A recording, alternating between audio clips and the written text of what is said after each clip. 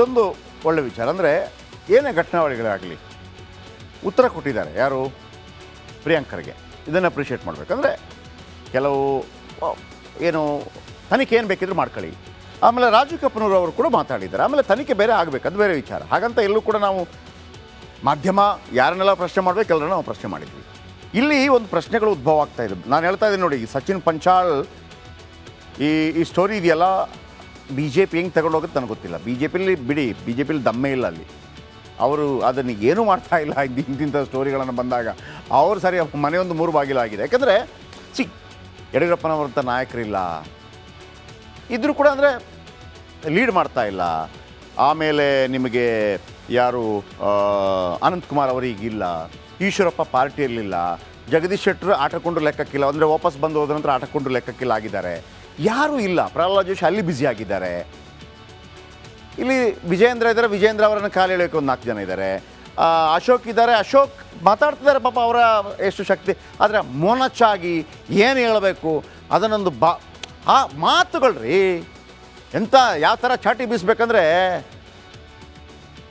ಆ ಥರ ಕಂಡು ಬರ್ತಾ ಇಲ್ಲ. ಇರಲಿ, ನಾನು ಈ ಸುದ್ದಿನ ಹೇಳ್ತಾ ಹೋಗ್ತೇನೆ, ಬಟ್ ಇದು ವೆರಿ ಇಂಪಾರ್ಟೆಂಟ್ ಸುದ್ದಿ.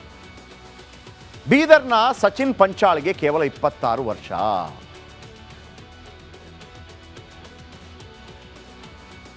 ಎಂಟು ಜನರ ವಿರುದ್ಧ ಸಚಿನ್ ಆರೋಪವನ್ನು ಮಾಡಿದ್ದಾರೆ.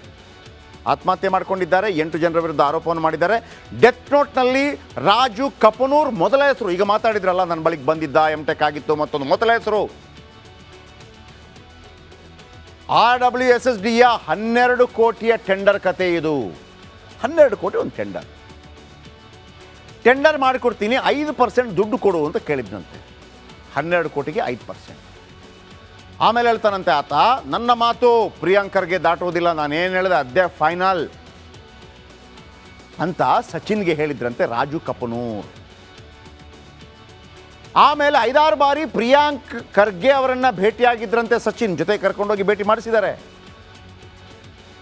ಆಗ ಟೆಂಡರ್ ಮಾಡಿಕೊಡಿ ಅಂತ ಹೇಳಿದ್ರಂತೆ ಮಿನಿಸ್ಟರ್. ವೀಕ್ಷಕರೇ, ಮತ್ತೊಮ್ಮೆ ಹೇಳ್ತಾ ಇದ್ದೀನಿ, ಇದು ಯಾವ ಥರ ಅಂತಂದರೆ ಮಕ್ಕಿ ಯಾವ ಥರ ಈ ಸ್ಟೋರಿ ಬಂತಲ್ವ, ಯಾವುದು ವಾಲ್ಮೀಕಿ ನಿಗಮದ ಹಗರಣದ ಸ್ಟೋರಿ ಬಂತಲ್ಲ, ಅದೇ ಥರದ್ದು. ಹೇಗೆ ಚಂದ್ರಶೇಖರ ಅವರ ಆತ್ಮಹತ್ಯೆ ಮಾಡಿಕೊಂಡ್ರು, ಹೇಗೆ ಕೆಲವರ ಬಗ್ಗೆ ಆರೋಪಗಳನ್ನು ಮಾಡಿದ್ರು, ಅದೇ ಥರದ ಸ್ಟೋರಿ. ಇಲ್ಲಿ ರಾಜು ಕಪನೂರ್ಗೆ ಶ್ರೀರಕ್ಷೆಯಾಗಿ ಮಂತ್ರಿಗಳನ್ನು ಭೇಟಿ ಮಾಡಿದ್ದೆ. Same story. ಬಹುಶಃ ನಾಳೆ ನಾನು ಮಾಡ್ತೀನಿ. ಇದೆಂಗಾಯ್ತು ಎರಡು ಕೊಡ್ತಾರೆ. 2 ಆ ಸ್ಟೋರಿ ಹೆಂಗೆ, ಅದರಲ್ಲಿ ಆತ್ಮಹತ್ಯೆ. 12 ಕೋಟಿಯ ಟೆಂಡರ್, 5% ಕೊಡು ಅಂದರೆ ಎಷ್ಟಾಯಿತು? 12 ಕೋಟಿ ಇಂಟು 5%, 60 ಲಕ್ಷ. 60 ಲಕ್ಷಕ್ಕೆ ಕಪನೂರ್ ಬೇಡಿಕೆ ಇಡ್ತಾರಂತೆ. ರಾಜು ಕಪನೂರ್ಗೆ 10 ಲಕ್ಷ ನೀಡಿದ್ರಂತೆ ಸಚಿನ್. 60 ಲಕ್ಷ ಕೇಳಿದ್ದು 10 ಲಕ್ಷ ಕೊಟ್ಟಿದ್ದಾರಂತೆ. ಆ ನಂತರ ಟೆಂಡರ್ ಕೊಡಲಿಲ್ವಂತೆ. ಟೆಂಡರ್ ಕೊಡಿಸದೆ ಸತಾಯಿಸಿದ್ದಾರಂತೆ ಸಚಿನ್. ಜೊತೆಗೆ ಸಚಿನ್ ಕುಟುಂಬಕ್ಕೂ ಹಿಂಸೆ ಮಾಡಿದ್ನಂತೆ ರಾಜು ಕಪನೂರ್. ಇದು ಆರೋಪ. ಇದು ಸಣ್ಣ ಆರೋಪ ಅಲ್ಲ ಸರ್, ಇದು ಭಾಳ ದೊಡ್ಡ ಆರೋಪ ಸರ್. ಆಮೇಲೆ ಪ್ರಿಯಾಂಕರ್ಗೆ ಬಹಳ ಪ್ರಭಾವಿ ನಾಯಕ. ನೀವು ಕರೆಕ್ಟಾಗಿ ಪ್ರಿಯಾಂಕರ್ಗೆ ಅಂದರೆ ಈ ಅಗ್ರೆಷನಲ್ಲಿ ಹೋದರೆ ಈ ವಿಚಾರ ಬಿಟ್ಟು ನಾನು ಹೇಳ್ತಿರೋದು, ಒಂದು 10-15 ವರ್ಷದಲ್ಲಿ ಮುಂದಿನ ಮುಖ್ಯಮಂತ್ರಿ ಆಗುವಂಥ ಕಾಂಗ್ರೆಸ್ಸಿಂದ ಎಲ್ಲ ಅರ್ಹತೆ ಇರುವಂಥ ಮನುಷ್ಯ. ಈ ಘಟನಾವಳಿಯನ್ನು BJP ಹೆಂಗೆ ತಗೊಳುತ್ತೆ ಅದರ ಮೇಲೆ ಇವರ ಭವಿಷ್ಯ ನಿರ್ಧಾರ ಆಗುತ್ತೆ. ಬರೆದಿಟ್ಕೊಳ್ಳಿ, ಇದು CBI ಎನ್ಕ್ವೈರಿ ಆಗಬೇಕಾದಂಥದ್ದು. ಆದರೆ ಅದನ್ನು ಒತ್ತಾಯ ಮಾಡೋದು ಮಾಧ್ಯಮ ಅಲ್ಲ. ಅದಕ್ಕಿಂತ ಹೆಚ್ಚಾಗಿ ವಿರೋಧ ಪಕ್ಷಗಳು ಅದನ್ನು ಸದನದಲ್ಲಿ ಎತ್ತಬೇಕು, ಹೋರಾಟಗಳನ್ನು ಮಾಡಬೇಕು. ಇಲ್ಲಿ ಓರ್ವ ಸಚಿನ್ ಅನ್ನುವಂಥ ಹುಡುಗನ ಜೀವ ಹೋಗಿದೆ. ಅವತ್ತು ಸಂತೋಷ್ ಪಾಟೀಲ್ ಅನ್ನುವಂಥ ಹುಡುಗನ ಜೀವ ಹೋಗಿದೆ. ಸಂತೋಷ್ ಪಾಟೀಲ್ ಅನ್ನುವಂಥ ಜೀವ ಹೋಗಿದ್ದು BJP ಅವರಿಂದಾಗಿ.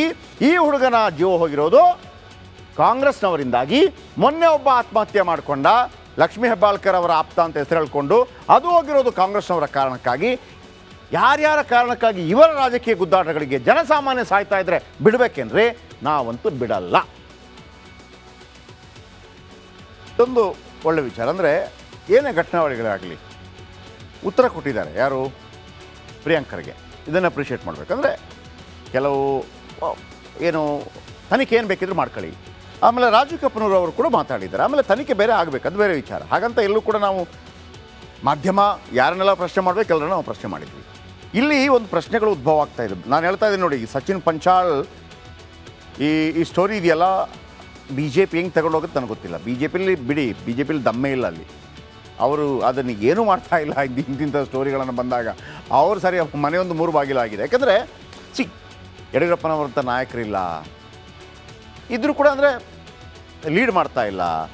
ಆಮೇಲೆ ನಿಮಗೆ ಯಾರು ಅನಂತಕುಮಾರ್ ಅವರಿಗಿಲ್ಲ, ಈಶ್ವರಪ್ಪ ಪಾರ್ಟಿಯಲ್ಲಿಲ್ಲ, ಜಗದೀಶ್ ಶೆಟ್ಟರು ಆಟಕೊಂಡು ಲೆಕ್ಕಕ್ಕಿಲ್ಲ, ಅಂದರೆ ವಾಪಸ್ ಬಂದು ಹೋದ ನಂತರ ಆಟಕೊಂಡು ಲೆಕ್ಕಕ್ಕಿಲ್ಲ ಆಗಿದ್ದಾರೆ. ಯಾರೂ ಇಲ್ಲ. ಪ್ರಹ್ಲಾದ್ ಜೋಶಿ ಅಲ್ಲಿ ಬ್ಯುಸಿ ಆಗಿದ್ದಾರೆ. ಇಲ್ಲಿ ವಿಜಯೇಂದ್ರ ಇದ್ದಾರೆ, ವಿಜಯೇಂದ್ರ ಅವರನ್ನು ಕಾಲು ಎಳೆಯೋಕೆ ಒಂದು 4 ಜನ ಇದ್ದಾರೆ. ಅಶೋಕ್ ಇದ್ದಾರೆ, ಅಶೋಕ್ ಮಾತಾಡ್ತಿದ್ದಾರೆ ಪಾಪ, ಅವರ ಎಷ್ಟು ಶಕ್ತಿ.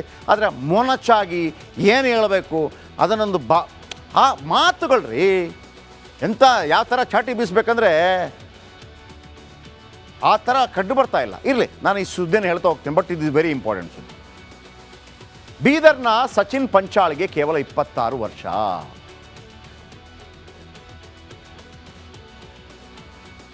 ಎಂಟು ಜನರ ವಿರುದ್ಧ ಸಚಿನ್ ಆರೋಪವನ್ನು ಮಾಡಿದ್ದಾರೆ.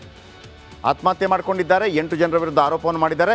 ಡೆತ್ ನೋಟ್ನಲ್ಲಿ ರಾಜು ಕಪನೂರ್ ಮೊದಲ ಹೆಸರು. ಈಗ ಮಾತಾಡಿದ್ರಲ್ಲ, ನನ್ನ ಬಳಿಗೆ ಬಂದಿದ್ದ, ಎಂ.ಟೆಕ್ ಆಗಿತ್ತು, ಮತ್ತೊಂದು ಮೊದಲ ಹೆಸರು. RWSSDಯ 12 ಕೋಟಿಯ ಟೆಂಡರ್ ಕತೆ ಇದು. 12 ಕೋಟಿ ಒಂದು ಟೆಂಡರ್ ಮಾಡಿಕೊಡ್ತೀನಿ, 5% ದುಡ್ಡು ಕೊಡು ಅಂತ ಕೇಳಿದ್ನಂತೆ. 12 ಕೋಟಿಗೆ 5%. ಆಮೇಲೆ ಹೇಳ್ತಾನಂತೆ ಆತ, ನನ್ನ ಮಾತು ಪ್ರಿಯಾಂಕರ್ಗೆ ದಾಟುವುದಿಲ್ಲ, ನಾನೇನು ಹೇಳಿದೆ ಅದೇ ಫೈನಲ್ ಅಂತ ಸಚಿನ್ಗೆ ಹೇಳಿದ್ರಂತೆ ರಾಜು ಕಪನೂರ್. ಆಮೇಲೆ 5-6 ಬಾರಿ ಪ್ರಿಯಾಂಕ್ ಖರ್ಗೆ ಅವರನ್ನು ಭೇಟಿಯಾಗಿದ್ರಂತೆ ಸಚಿನ್, ಜೊತೆ ಕರ್ಕೊಂಡೋಗಿ ಭೇಟಿ ಮಾಡಿಸಿದ್ದಾರೆ. ಆಗ ಟೆಂಡರ್ ಮಾಡಿಕೊಡಿ ಅಂತ ಹೇಳಿದ್ರಂತೆ ಮಿನಿಸ್ಟರ್. ವೀಕ್ಷಕರೇ, ಮತ್ತೊಮ್ಮೆ ಹೇಳ್ತಾ ಇದ್ದೀನಿ, ಇದು ಯಾವ ಥರ ಅಂತಂದರೆ ಮಕ್ಕಿ ಯಾವ ಥರ ಈ ಸ್ಟೋರಿ ಬಂತಲ್ವ, ಯಾವುದು ವಾಲ್ಮೀಕಿ ನಿಗಮದ ಹಗರಣದ ಸ್ಟೋರಿ ಬಂತಲ್ಲ, ಅದೇ ಥರದ್ದು. ಹೇಗೆ ಚಂದ್ರಶೇಖರ ಅವರ ಆತ್ಮಹತ್ಯೆ ಮಾಡಿಕೊಂಡ್ರು, ಹೇಗೆ ಕೆಲವರ ಬಗ್ಗೆ ಆರೋಪಗಳನ್ನು ಮಾಡಿದ್ರು, ಅದೇ ಥರದ ಸ್ಟೋರಿ. ಇಲ್ಲಿ ರಾಜು ಕಪನೂರ್ಗೆ ಶ್ರೀರಕ್ಷೆಯಾಗಿ ಮಂತ್ರಿಗಳನ್ನು ಭೇಟಿ ಮಾಡಿದ್ದೆ. Same story. ಬಹುಶಃ ನಾಳೆ ನಾನು ಮಾಡ್ತೀನಿ. ಇದೆಂಗಾಯ್ತು ಎರಡು ಕೊಡ್ತಾರೆ. 2 ಆ ಸ್ಟೋರಿ ಹೆಂಗೆ, ಅದರಲ್ಲಿ ಆತ್ಮಹತ್ಯೆ. 12 ಕೋಟಿಯ ಟೆಂಡರ್, 5% ಕೊಡು ಅಂದರೆ ಎಷ್ಟಾಯಿತು? 12 ಕೋಟಿ ಇಂಟು 5%, 60 ಲಕ್ಷ. 60 ಲಕ್ಷಕ್ಕೆ ಕಪನೂರ್ ಬೇಡಿಕೆ ಇಡ್ತಾರಂತೆ. ರಾಜು ಕಪನೂರ್ಗೆ 10 ಲಕ್ಷ ನೀಡಿದ್ರಂತೆ ಸಚಿನ್. 60 ಲಕ್ಷ ಕೇಳಿದ್ದು 10 ಲಕ್ಷ ಕೊಟ್ಟಿದ್ದಾರಂತೆ. ಆ ನಂತರ ಟೆಂಡರ್ ಕೊಡಲಿಲ್ವಂತೆ. ಟೆಂಡರ್ ಕೊಡಿಸದೆ ಸತಾಯಿಸಿದ್ದಾರಂತೆ ಸಚಿನ್.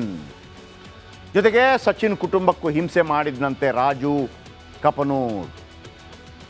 ಇದು ಆರೋಪ. ಇದು ಸಣ್ಣ ಆರೋಪ ಅಲ್ಲ ಸರ್, ಇದು ಭಾಳ ದೊಡ್ಡ ಆರೋಪ ಸರ್. ಆಮೇಲೆ ಪ್ರಿಯಾಂಕರ್ಗೆ ಬಹಳ ಪ್ರಭಾವಿ ನಾಯಕ. ನೀವು ಕರೆಕ್ಟಾಗಿ ಪ್ರಿಯಾಂಕರ್ಗೆ ಅಂದರೆ ಈ ಅಗ್ರೆಷನಲ್ಲಿ ಹೋದರೆ ಈ ವಿಚಾರ ಬಿಟ್ಟು ನಾನು ಹೇಳ್ತಿರೋದು, ಒಂದು 10-15 ವರ್ಷದಲ್ಲಿ ಮುಂದಿನ ಮುಖ್ಯಮಂತ್ರಿ ಆಗುವಂಥ ಕಾಂಗ್ರೆಸ್ನಿಂದ ಎಲ್ಲ ಅರ್ಹತೆ ಇರುವಂಥ ಮನುಷ್ಯ. ಈ ಘಟನಾವಳಿಯನ್ನು BJP ಹೆಂಗೆ ತಗೊಳುತ್ತೆ ಅದರ ಮೇಲೆ ಇವರ ಭವಿಷ್ಯ ನಿರ್ಧಾರ ಆಗುತ್ತೆ. ಬರೆದಿಟ್ಕೊಳ್ಳಿ, ಇದು CBI ಎನ್ಕ್ವೈರಿ ಆಗಬೇಕಾದಂಥದ್ದು. ಆದರೆ ಅದನ್ನು ಒತ್ತಾಯ ಮಾಡೋದು ಮಾಧ್ಯಮ ಅಲ್ಲ. ಅದಕ್ಕಿಂತ ಹೆಚ್ಚಾಗಿ ವಿರೋಧ ಪಕ್ಷಗಳು ಅದನ್ನು ಸದನದಲ್ಲಿ ಎತ್ತಬೇಕು, ಹೋರಾಟಗಳನ್ನು ಮಾಡಬೇಕು. ಇಲ್ಲಿ ಓರ್ವ ಸಚಿನ್ ಅನ್ನುವಂಥ ಹುಡುಗನ ಜೀವ ಹೋಗಿದೆ. ಅವತ್ತು ಸಂತೋಷ್ ಪಾಟೀಲ್ ಅನ್ನುವಂಥ ಹುಡುಗನ ಜೀವ ಹೋಗಿದೆ. ಸಂತೋಷ್ ಪಾಟೀಲ್ ಅನ್ನುವಂಥ ಜೀವ ಹೋಗಿದ್ದು BJP ಅವರಿಂದಾಗಿ. ಈ ಹುಡುಗನ ಜೀವ ಹೋಗಿರೋದು ಕಾಂಗ್ರೆಸ್ನವರಿಂದಾಗಿ.